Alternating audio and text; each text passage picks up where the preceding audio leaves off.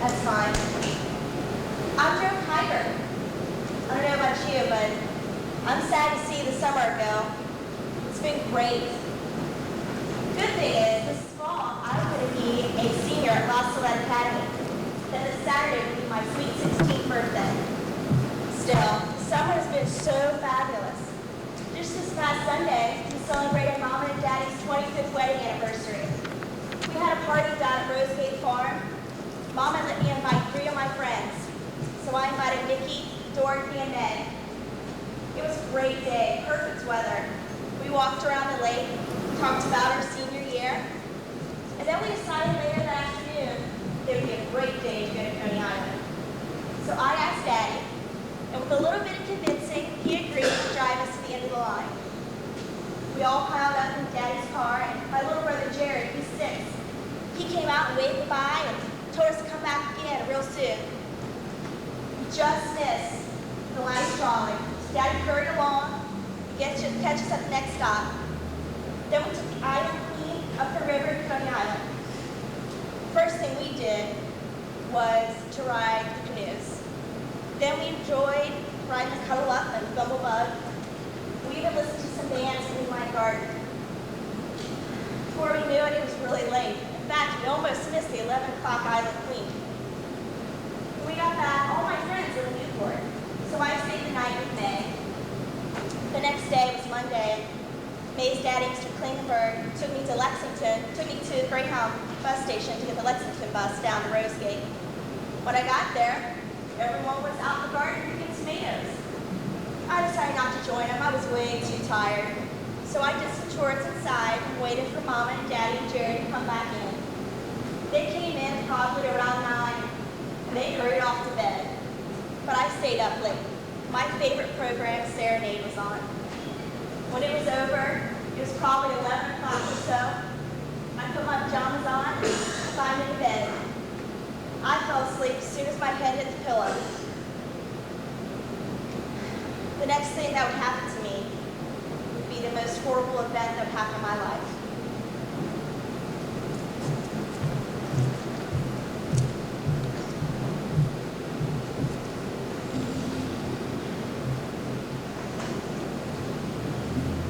My name is J.T. Williams. Everybody calls me Jay, and my nickname. I'm 52 years old here in the summer of 1943. Lived all my life in Boone County, born in the community union, family farm, and I farmed almost all my life. In 1917, I ended up in the Army along with a lot of other Boone County fellows. War. We fought that war to end all wars, you know. Well, after peace and armistice was signed, I went back to the family farm with my brother a bit. At that time, I farmed up until 1937, when Frank Walton was elected sheriff of the county, and he chose me to be his deputy in 1937. Of course, sheriffs couldn't succeed themselves in those days, so when his term was up in 1941, as was the usual way it was done in Boone County, the deputy sheriff then became sheriff. In 1941, the fine people of Boone County elected me to be the high sheriff of the county in 1941. Now, one of the first things I did when I got to be sheriff was find me the best possible deputy I could find, and I found a good one in Irvin Rouse. Irvin married a real pretty girl from Union named Retta Barlow, and they had a couple of real fine kids. Interesting about Irvin, he only had one hand. It got caught in a stone crusher when he was working for the highway department. But he could do more with one hand than a lot of people could do with two. He could deal cards better than any guy I ever saw. He could shuffle with one hand. Irvin was quite a nice fellow, and a fine deputy. Well, that was in 1941 when I went in as sheriff. Things were kind of awful peaceful in Boone County. Sheriff didn't do much more than collect taxes. I hardly ever carried a gun. There wasn't a need to. This was a very peaceful county, and everybody got along good, and everybody were farmers, and everybody in the courthouse was Democrats, and most of them were Baptists, And everybody behaved themselves in this county in those days. Almost everybody was registered Democrat, even the Republicans were registered Democrat. I mean, that's just the way it was in those days. Because we were very conservative people here in Boone County. We didn't have a whole lot to do with Kenton County and things that went on down there, you know. I mean, we lived our own life, peaceful and quiet. But things started to change a little bit. You know, we had about, O.G. Loomis came out to the fiscal court meeting one day. I'll never forget that. I sat in with the fiscal court. Judge Crawford was the judge. Wonderful man. Many of you, Judge Crawford, wonderful guy. At any rate, O.G. Loomis said to the fiscal court, fellas, he brought some guys with him from Washington and said, we can build you an airport here in Boone County. All you got to do is put up $100,000 to come buy the land and you own an airport. The fiscal court talked about it a while. And they said, well, by George, thank you, Mr. Loomis. If we had $100,000, we'd fix our roads. We're, you know, almost anybody in Boone County drives a car, but nobody flies an airplane, so we turned it down. I don't know if anything will ever come out of that thing anyway, but we wish Kenton County well. Okay, that's all right. If they want to build an airport out here, that's all right with us. Well, things were mighty peaceful in 1943. Of course, the war was on. The American troops just had finished invading and conquering Sicily, and everything was going right. We had most of our boys were in the service. That night, on Monday night, August the 16th of 1943, I went to bed my usual early time. After midnight, the phone rang in our house. My daughter Osceola answered the phone, called me and said, Daddy, come down here fast. Something really bad's happening. Bob Mayo was on the phone. Bob Mayo's on the phone and said something terrible's happening at Rosegate. And I came on down, talked to Bob for a while, and he said, get over here to Rosegate, bring your deputy with you. We got something bad happened over here on Rosegate on 25. Well, I called Irvin right away, and we jumped in the car and drove as fast as you can to get there. And I'm just telling you right now, I saw the most terrible thing I ever saw happen in my life.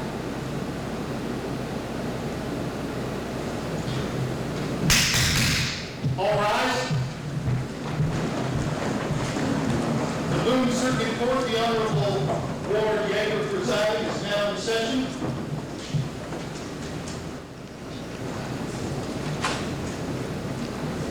Please be seated. Good morning. This case involves the charge of murder against the defendant, Joan Kiger. She's accused of murdering her brother Jerome, Jerry Kiger. Jenny Kiger is the defendant as well. But this case will be referred to as the Kiger cases, has been divided for the purpose of the trial. And you will be hearing as jurors only the case of the Commonwealth of Kentucky versus Joan Kiger. You will hear the evidence presented here, and at the conclusion of all the evidence, I will read to you, the jury, the instructions. From this moment on, you will not discuss anything about this trial with anyone or with each other. Bailiff, will you swear in the jury? Gentlemen, would you please stand to your feet? Raise your right hand. Do you swear to well and truly try the case of the Commonwealth versus Joan Kiger and render a true verdict therein, based upon the evidence and the instructions as will later be given to you by the Honorable Ward Yeager of this court? If you will, then say yes. Yes. Please be seated.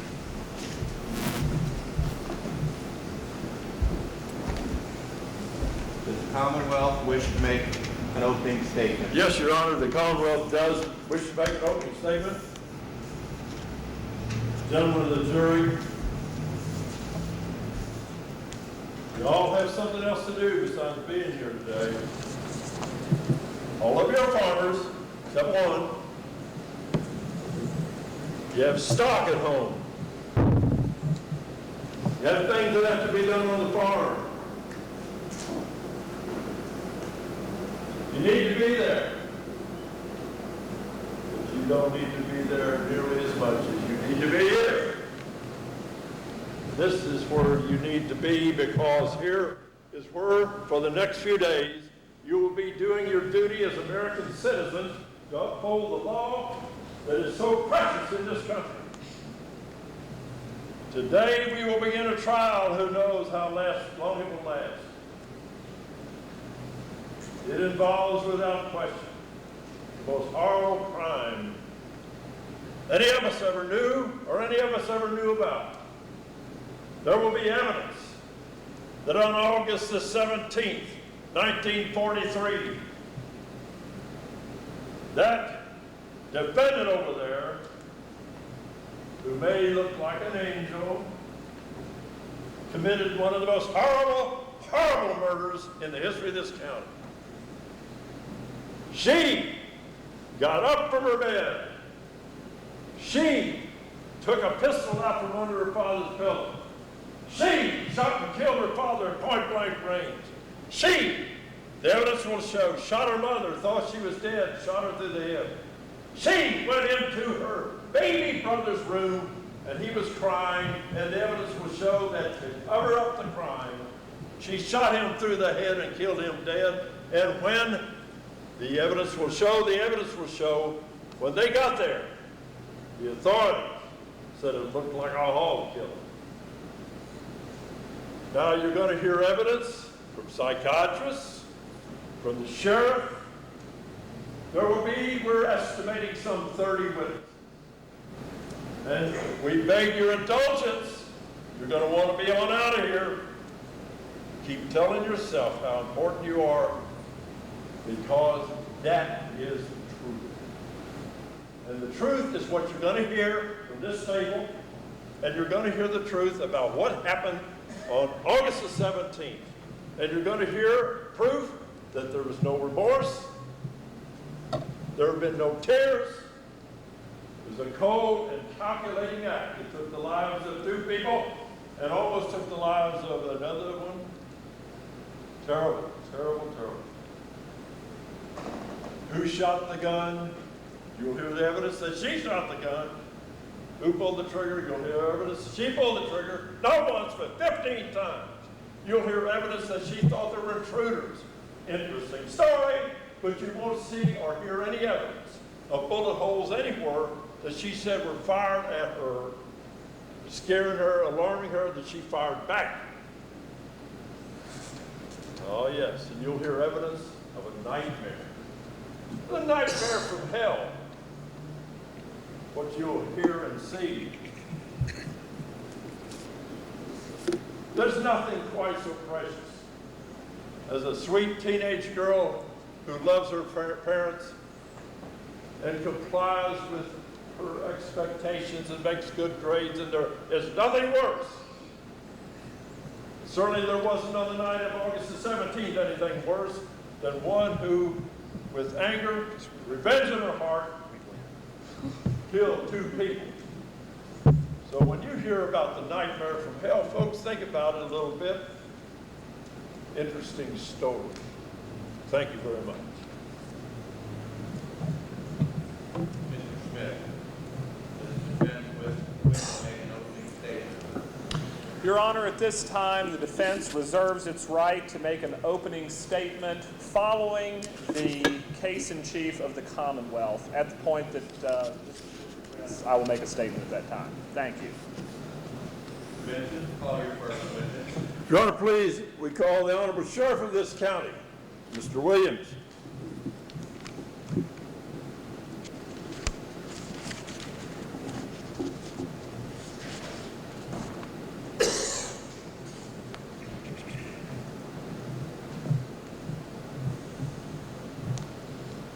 Sheriff Williams, will you raise your right hand, please? Do you swear to tell the truth, the whole truth, and nothing but the truth, so help you God? I do. State your name for the court. J.T. Williams, High Sheriff, Boone County. Please be seated. Sheriff Williams, I will probably slip and call you Jake a half a dozen times. We go back a long way. Tell the jury in your own words, on August the 17th, what you did that was out of the ordinary for you on that evening. Well, after I'd received the phone call from Mr. Bob Mayo, Sr., calling me on the phone to come over to Rosegate the home of Carl Kiger, who I knew well. I knew Carl and his wife, Jenny, both. To come over there right away, he says, a murder has taken place. His words was, a murder has taken place.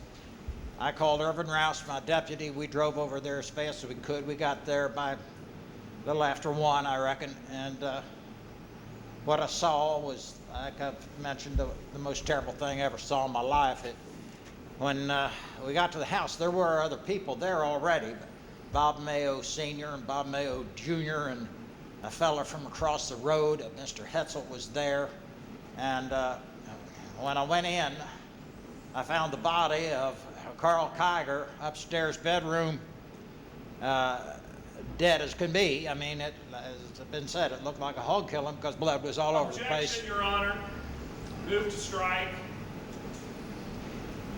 May it please the court, in my hand, right here, is a motion and a sustained order by you yourself, which bifurcated this trial. Today, we are here to hear the Commonwealth versus Joan Kiger for the murder of Jerry Kiger. The part about Carl is completely irrelevant as far as these proceedings are concerned, and therefore, I would ask that you sustain the motion and strike that, please. I would answer, sir, the objection of the Honorable Sawyer Smith by saying that the events of the entire evening are a package of behavior showing the demonic attitude, action, and viciousness of this woman, and it should be overruled, sir. May I be heard, Your Honor? Overruled. Go ahead, Jake. Well, after I saw the body of Carl Kiger laying there dead, very dead, and his wife, Jenny, was in the bed also with a shot up, a bullet in her hip. She was bleeding profusely. And then, as I continued to examine the second floor of the house, there was a bathroom between their bedroom and the next bedroom where young Jerry lived, and he was in bed, dead as could be, shot through the head. At least 2 shots went into Jerry. And then I walked on out and confronted Joan and her mother. Her mother, in fact, handed me a gun that she said Joan had given to her early on. Did you trace that gun and make other findings regarding it using a professional approach to your tracing and your findings? Yes. Did you send, in fact, that gun to Chicago to a criminologist? We sent it to C.M. Wilson. Is he going to be here to testify? He's present to testify And if will he necessary. verify what you were He saying will now? verify every word. And was it the gun that killed these people? That one gun was the gun that killed Carl Kiger and Jerry Kiger. Did you, on that occasion, see the defendant, Joan Kiger? I certainly did. In fact, I asked her what was going on, and she told me that she was sleeping and heard something that sounded like a backfire from her bedroom, which was across the hall on the second floor. And that when she heard that, it scared her, and she ran downstairs and got 2 pistols from downstairs at the house and came back upstairs because she said she thought she saw intruders in the house, and she stood on the landing then and fired, she said, at those intruders. Now, she tried the one gun and the trigger stuck, so she picked up the other one, but fired at these intruders, she said. We never, however, found any bullet holes anywhere that she said she fired into that bedroom. The only bullet holes in that bedroom were in Carl Kiger in the bedpost, and the same way in Jerry Kiger's room. The only bullets fired were into the young boy. Well, Sheriff Williams, was her demeanor when you looked at her and talked to her? How'd she act? She acted nervous, but she wasn't crying. She acted relatively cool, I thought.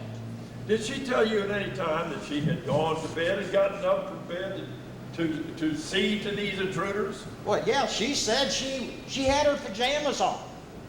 And she said she'd gone to bed. And as later, Irvin Rouse and I, and then we had Melvin Huff from the State Police showed up, and Lewis Henderson from the Grant County Sheriff's Office showed up. We had plenty of law people showing up all the time that evening, including a bunch from Kenton County and Covington were showing up, but that bed had not been slept in under anybody's examination where she had said she'd been asleep.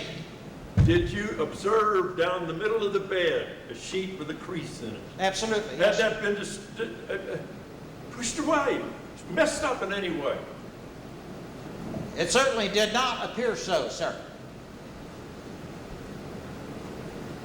Was she inquired of, other than, as you have said, did she say anything about having taken a gun and done anything with it?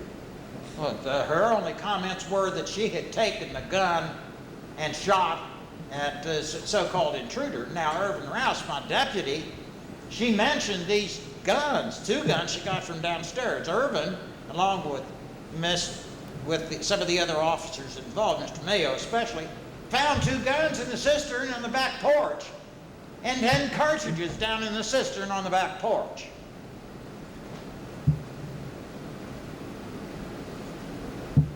The guns were taken downstairs, apparently, by the only person able to walk and do anything, apparently, and put in a cistern.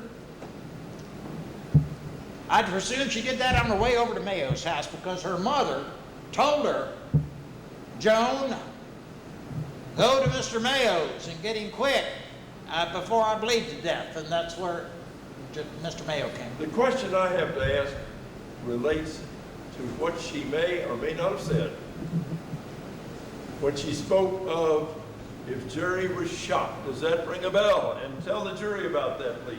Well, officer from Kentucky Highway Patrol, Gail Huff, Mr. Huff said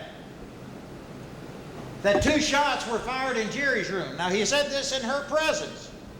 She said, well, if 2 shots were fired in Jerry's room, I must have killed him. She said that. Witnesses heard her say that. After that, sir, as Sheriff of Boone County, did you conduct an examination of all the circumstances that you could see at and around that house? Yes, we did. Did you conduct an investigation of any leads you had, of any kind, anywhere, taking you any place after this event?